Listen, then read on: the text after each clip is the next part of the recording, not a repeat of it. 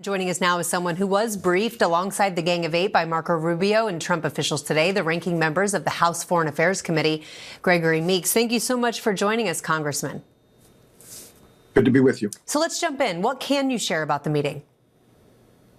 Well, I can share what the Secretary of State has now said, that the reason why we've gone into war with Iran is because Israel was going to do it anyways. And so therefore we thought we would get in there first, which doesn't make sense to me because we heard the president and others say something completely different, that we were going in because of their immediate threat to the United States, that maybe that the Iranians would be able to put something on a ballistic missile would strike us, what the intelligence does not say, says that will take at least 10 years for that to be even a possibility.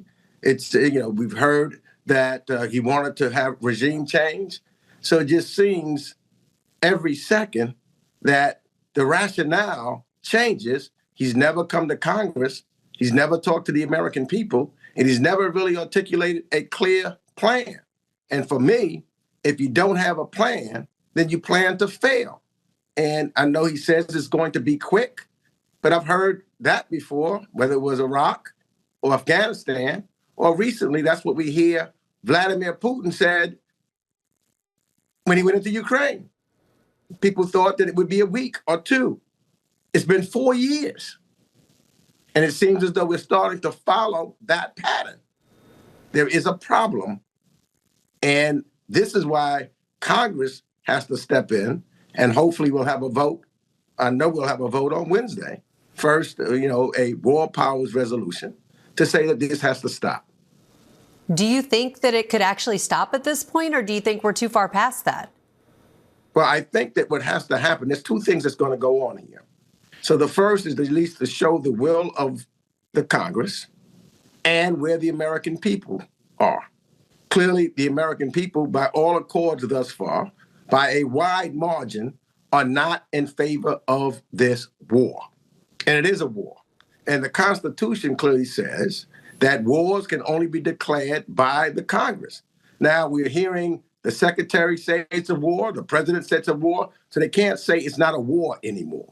So there is more reason why they should come and bring their rationale to the American people, to the United States Congress, because 60 days from now, there have to be another time where they got to come back to get more money.